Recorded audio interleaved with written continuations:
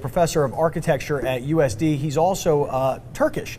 And there is an architecture angle to everything here, so stay with us on this as we'll say good morning to Dr. Bilsel. Good morning, Doctor. How are you, sir? Thank you, Scott. I'm glad to be here. Yeah, thank you. Okay, start us off with this. All this protest and all this violence that we've seen on the streets of Istanbul started because? Well, it started over a protest about a public park. Basically, the government wanted to take this park, which is called Gezi Park, and raise the trees and actually build a shopping mall there. Raise the trees. You take them out and remove them? Right. Okay. And these, from what I read, were there 600 of these certain kinds of trees? Yeah, there are 600 trees. They are a bit like the American sycamore. It's a specific tree.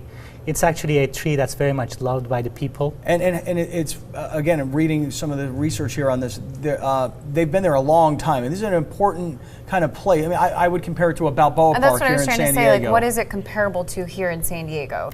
I guess it would be comparable to Balboa Park, definitely. Okay. So they want to take the trees, these 600 trees from downtown Istanbul, and apparently, again, having never been there, this is kind of people are very prideful about this park, and they don't want it going anywhere. And originally, the government was talking about building military barracks, and they said, we don't need military barracks. And he said, okay, then fine, we'll build a shopping mall. And people are still like, we don't want you to do that. Right. And that's where it all started? Let me explain that. So the park actually was established in 1939. And before that, there was actually an Ottoman military barracks there. It was not being used, really.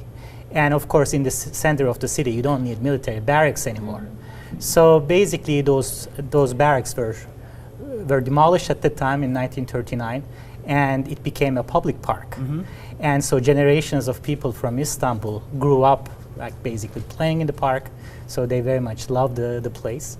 Okay. So now, actually, I think the Prime Minister Erdogan came with this idea. We don't know how he got to this idea, but basically destroying the park and restoring the barracks that used to be there. Okay. And since you don't need a barracks in the middle of the city, I think initially he wanted to make it a shopping mall. Okay.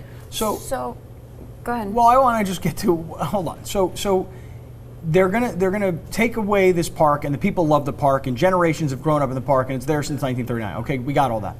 But then what happens is they start to protest, and it becomes more about the Prime Minister sort of dominating everybody, and then it went from, we don't want you removing the park, to, we're kind of tired of the way you're treating the people. Am I getting this right? Exactly. So it started very much like a peaceful demonstration. An environmentalist movement, really, about 50 demonstrators peacefully actually camping in the park. A bit like Occupy Wall Street movement initially. Yeah. And what happened actually about 2 weeks ago, the police actually entered the park in the middle of the night and attacked the protesters using excessive amount of tear gas and burning their tents. So one thing that actually the government might not have realized, that these are extremely connected people. They are all on social media. So it's hard to actually attack them and think that nobody will find out. Right. Okay. So what happened actually, the images of police brutality spread around social media.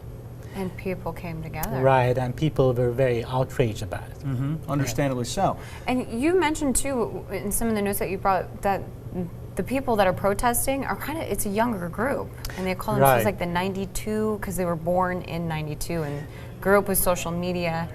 That's true. It's the 92 generation. The overwhelming majority of the protesters are college students, and women are actually very prominent among them. They may even be the majority among some protesters. All right, let me ask this question, because we don't have a lot of time. We look at this and we think Turkey, we kind of think Middle East, we think Muslim extremism, we think violence, terrorism. Who are these people? Are they Muslims? Are they... I mean, is the government Muslim pushing its weight around on people? Well, Turkey is a majority Muslim country, but it's also a secular democracy. Meaning? So basically, that it has a parliamentary system, it has free elections. But I think the concern is that the government, being a very conservative party, I think many Turks are concerned that actually the secular values of the republic are being eroded, and that the government is basically intruding into the private lives of the people. So I think that is the background of those protests too.